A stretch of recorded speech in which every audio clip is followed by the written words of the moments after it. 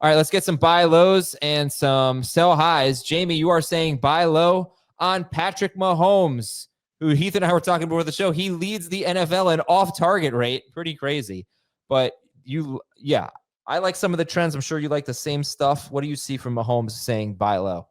I don't think he'll run as much when everybody's healthy, but that's the hope, is that when everybody's healthy, we start to see the best of Patrick Mahomes. And we talked about this earlier this week. He's throwing the ball downfield a little bit more.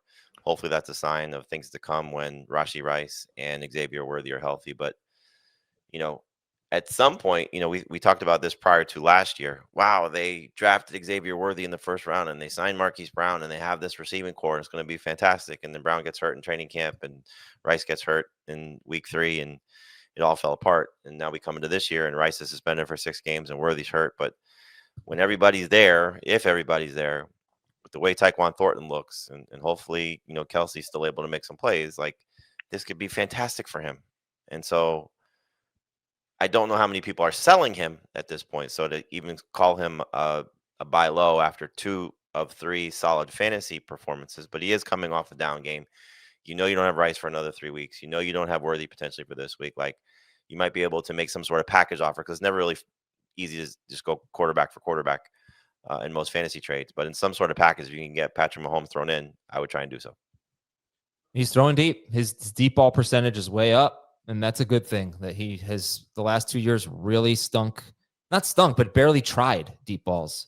So maybe if it's not a buy low, it's a don't panic, or the best is yet to come for Patrick Mahomes. And CeeDee Lamb, you're saying. Now, Heath says I made him a garbage trade offer for CeeDee Lamb, because CeeDee Lamb, he's got an 0-3 team.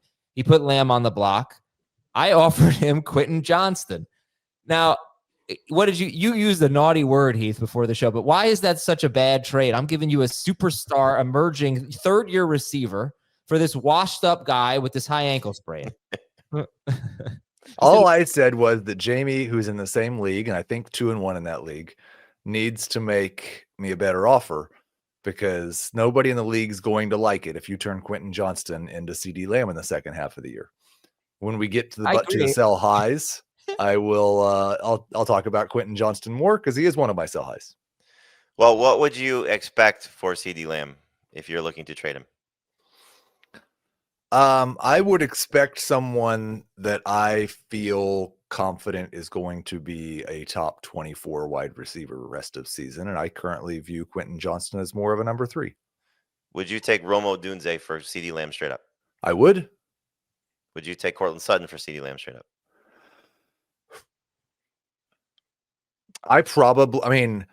If my 2 offers were Courtland Sutton and Quentin Johnston, I would. Would you take Ashton Genty? Because I might do that. In a vacuum, probably. On that team, probably not, because I think my running back's the only position that might be good in that league. I know someone that I have on my team that you would absolutely take straight up. Harold Fannin Jr. for CeeDee. I think we're good there. You heard it. That's a binding deal. Man, speaking of that, I've been trying to make some trade offers this week, and I've just a little pet peeve is when you send somebody an offer and they say, "Oh, that's a pretty good offer. I think I might want it to be a little bit different." And then they just go silent. Like, just if there's something different that you would like to do in the trade, just send a counter offer. Don't make me just keep sending different versions of the same offer until I find the one that you'll accept. Yeah, right. Yeah, no, it's trading can be tough. Trading can be tough because I have 3 receivers on my team that I could offer you for CeeDee Lamb. I'm not going to give you AJ Brown. I'm not going to give you Jamar Chase. My number 3 receiver is Quentin Johnston. So I don't mean to insult you. That was just the only thing I come up with. But for CeeDee Lamb as a buy low, Jamey, first of all, Heath's 0-3 in this league. So if you're 2-1, you probably want to hold CeeDee Lamb. I have a league. I have a CeeDee Lamb league where I'm 2-1, and I have not sent any offers at all. But the other thing is, how confident are we? I hope it is a mild high ankle sprain, because they could be very tough to, come back to your old form from. And, so I don't have that many examples, but Saquon Barkley in 2023 had his high ankle sprain. He came back, he averaged 3.9 yards per carry in 12 games after that. Jonathan Taylor, though, 2024 had a high ankle sprain. He missed about a month, and he averaged 4.7 yards per carry after that. Obviously, those guys are running backs. But if you want to just finish your thoughts, Jamey, on CeeDee Lamb and as you see him as a buy low. I think this is the exact scenario of the manager you're trying to get CeeDee Lamb from. Someone who is 0-3, 1-2, desperate to try and save their fantasy season.